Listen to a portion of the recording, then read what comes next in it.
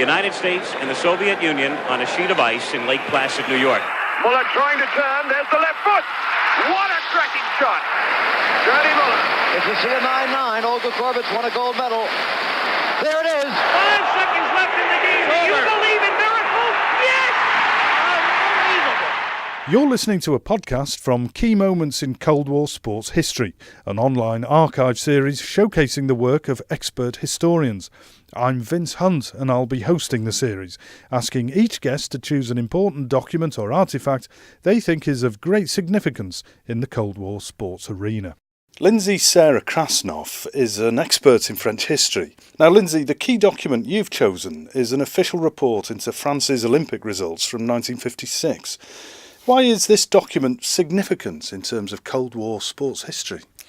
I chose this document because I thought it was a very interesting item of self-awareness on the part of French officials, not necessarily written by French government officials, but by French sports officials, assessing just after the 1956 Melbourne Olympics the French results and how they stacked up with France's results in other industries worldwide.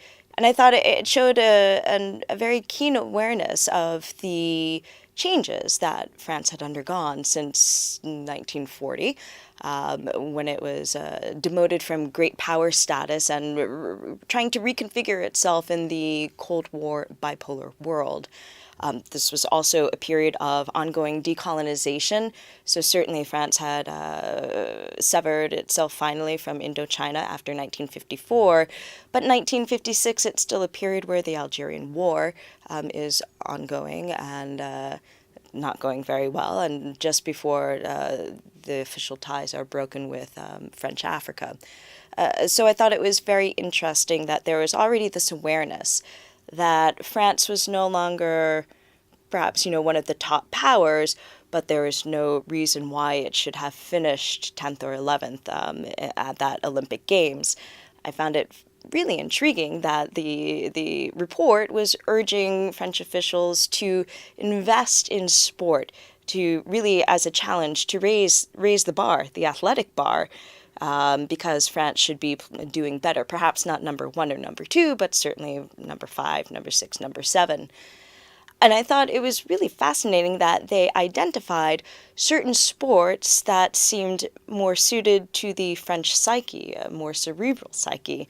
The report notes that fencing is one of their best sports. It is the most intelligent individual sport. And basketball was one of the most intelligent team sports, and thus their basketball players excelled. And I found that fascinating. And at the time, their basketball team did do fairly well. They won the silver medal at the 1948 Olympic Games and did fairly well in European and international competitions in the 1950s. And the report urges that all funding and efforts be devoted to these two sports to prepare for the 1960 Rome Games, along with other sports of prestige such as track and field for the Summer Games.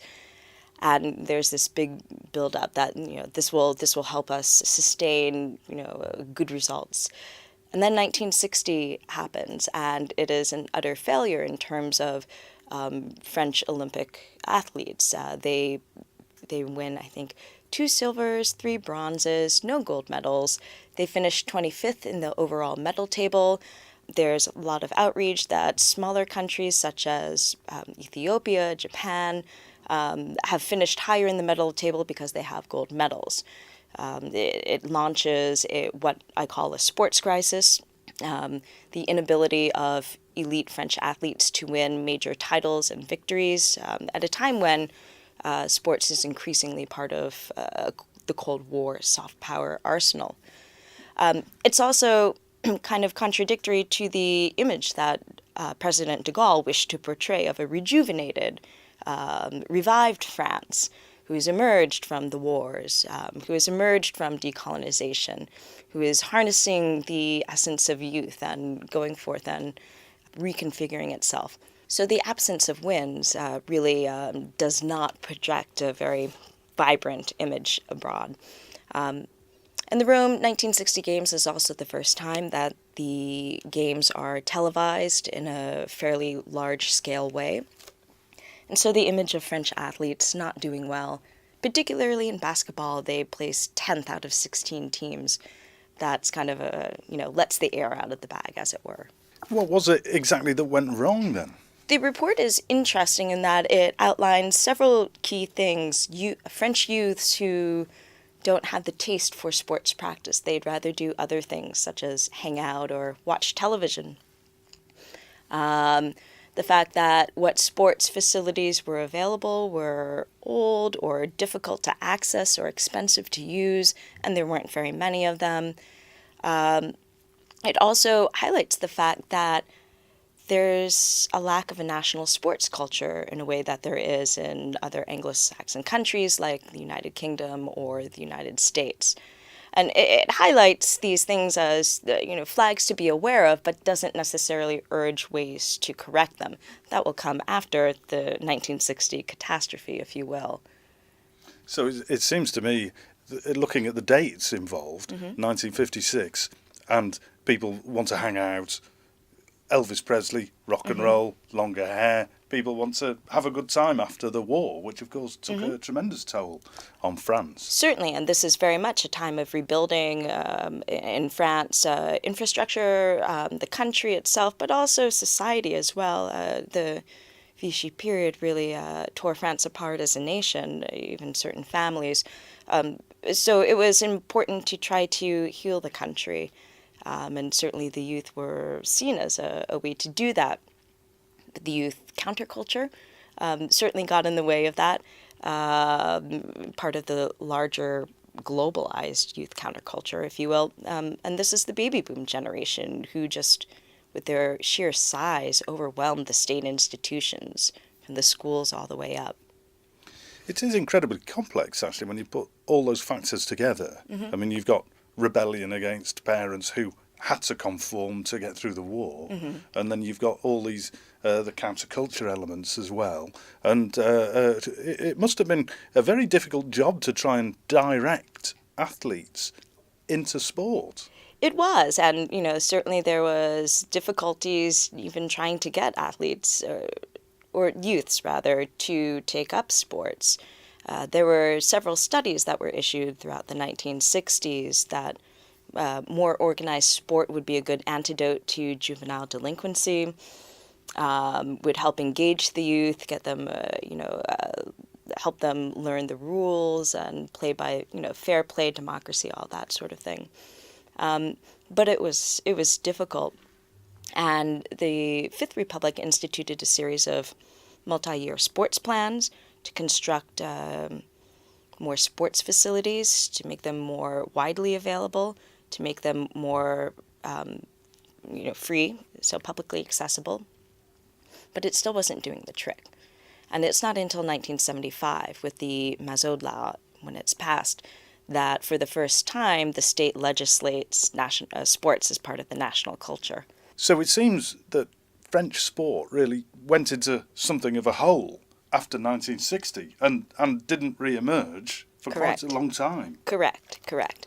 At the same time that the law is passed in 1975, the state institutes youth training systems for sports that provides ways for French youths to practice sports, whether on a kind of a lower tier level through what they call sportitudes, sport study sections, to carve out dedicated time during the school day for sports practice, or whether through what they call regional sports centers, so enabling more gifted, talented athletes to train with experts on a more regular basis. So this led really to a complete rethink from the top down towards the French attitude towards sport, and also almost a kind of a rethink of the philosophy.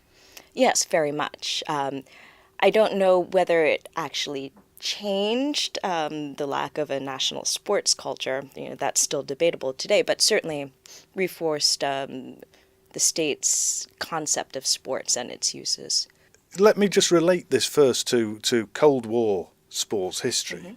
Are you saying then that the disaster of 1960 effectively removed France from the international rankings as a significant player, and let in the Soviet Union and countries really that took their place? Well, no, not necessarily. It certainly removed France as one of the top contenders for quite a while. But in terms of, France could never necessarily compete with the Soviet Union or the United States at that level in terms of just sheer numbers. They didn't have the population numbers to support that sort of competition, if you will. But what it does is it enforcing the French to rethink their relationship to sport and starting these new laws and new systems, it starts to build systems that do end up producing winning athletes, winning teams. And I focus mostly on team sport, not individual sport.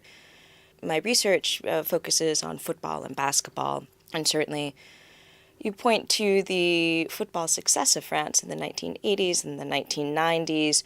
Those players, those teams were trained through the Football Federation system, which was congruent to the national sports structure. But I think basketball is perhaps a more concrete example of the federation working in close cooperation with the state on these systems. And so I argue that you do get a certain degree of success through these, but not until after the Cold War ends. So really, it's in the post-Cold War world that you see French teams ranking at the top of the world in terms of football, basketball, handball, volleyball, rugby, the 5 major team sports, both men and women. And even, in the past 5 years, you can see that, France has been winning a lot of those world championships or been in the top contention. So there are certain degrees of success. I think that in terms of these sports systems and trying to identify and find young athletes to encourage to continue in certain sports programs has encouraged France to draw on its rich post-colonial multicultural heritage. And you certainly see elite athletes and the national teams reflective of that. But I think it's also kind of fed into this, what I kind of call the second sports crisis, a crisis of identity and who is French and what it means to represent France at the national level. You see that conversation very acutely in the world of football, particularly when they lose, less so when they win. With basketball, we haven't seen that yet. And perhaps it's just because it's not a sport that has been as mediatized or as widely popular. Perhaps it's that for such a long time they had such problems, and it's only recently that there's a sustainable track record of successes. So I think that's an interesting. I think the thing is just fascinating in that it's systems that were very much created by the pressures and the concerns of the Cold War. But not only are they different from the Eastern Bloc or that of the United States, so a third way, but they also don't start to come into their own until after the Cold War. And I think it's interesting that systems bred from this fear that, if we can't produce winning athletes, that portrays a weak state, actually, in the end, end up demonstrating the richness of the multicultural post-colonial state. The seeds of a policy rethink laid in the 1960s, in the Kennedy era, has taken a generation or 2 generations of athletes to bear fruit. Mm-hmm. But in a way, sport has triumphed. Yes, I would say in large part. But it's not a total success, happy story, but certainly I think it's a very different one from what we're usually presented with. I mean, it certainly wasn't a quick fix, was it? No, not at all. And while the French recognized that these systems would take a little bit of time to bear fruit, a short-term fix starting in the mid-1970s was for the national basketball team to field naturalized Frenchmen, so men who were born as American citizens, went to France, and obtained French citizenship. The first was an African-American, Barry White, who first played in 1976. Since him, there have been maybe about just between 6 and 10 or 11 others who have played.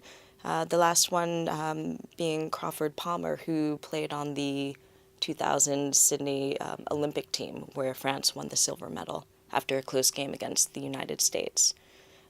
So that was their one way to provide a short-term fix. And was it luck or was it design that the French produced a whole generation of very gifted footballers? Both. Definitely both. A lot of luck. They had tried to design it that way, but ultimately it comes down to the specific qualities of whichever athletes you end up with. And you can build better athletes, but you cannot necessarily build stars.